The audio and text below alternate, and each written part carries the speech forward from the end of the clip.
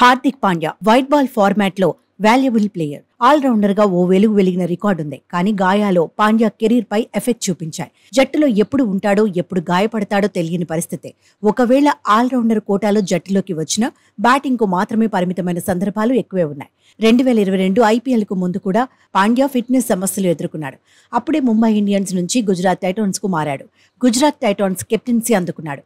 ఆ సమయంలో పాండ్యా ఫిట్నెస్ పై సందేహాలు వ్యక్తమయ్యాయి. మ్యాచ్ ఫిట్నెస్ ఉందో లేదో తెలియని ఆటగాడికి కెప్టెన్సీ ఎందుకనే కామెంట్స్ వినిపించాయి. కానీ కెప్టెన్ గా అరంగేట్ర సీజన్లోనే పాండ్యా ఆకట్టుకున్నాడు. బ్యాటింగ్లో ప్రమోట్ అయ్యాడు. జట్టు భారాన్ని తన వంతుగా మోశాడు. 487 పరుగులు సాధించాడు. బౌలింగ్లోనూ దమ్ము చూపించాడు. సీజన్లో 8 వికెట్లు సాధించాడు. అరంగేట్ర సీజన్లోనే గుజరాత్ టైటాన్స్ ను ఛాంపియన్ గా నిలబెట్టాడు. 2023లోనూ ఆల్రౌండర్ గా ఆకట్టుకున్నాడు. 346 పరుగులు సాధించిన పాండ్యా బౌలర్ గా 3 వికెట్లు తీశాడు. గుజరాత్ టైటాన్స్ విజయాల్లో కీలక పాత్ర పోషించాడు. కానీ ప్రస్తుత సీజన్లో ఎక్కువగా బ్యాటింగ్కే పరిమితమవుతున్నాడు. బాల్తో పూర్తి స్థాయిలో సేవలు అందించడం లేదు.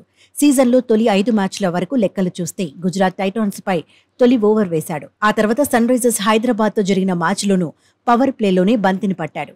ఆ తర్వాత 2 మ్యాచ్ల్లో బౌలింగ్ జోలికే వెళ్లలేదు. రాయల్ ఛాలెంజర్స్ బెంగళూరుపై మాత్రం ఒక ఓవర్ వేశాడు. ఓవరాల్ గా చూస్తే తొలి 5 మ్యాచ్ల్లో 48 బంతులు సంధించాడు. 89 పరుగులు ఇచ్చి 1 వికెట్ దక్కించుకున్నాడు. 5 మ్యాచ్ల్లో 129 పరుగులు మాత్రమే చేశాడు.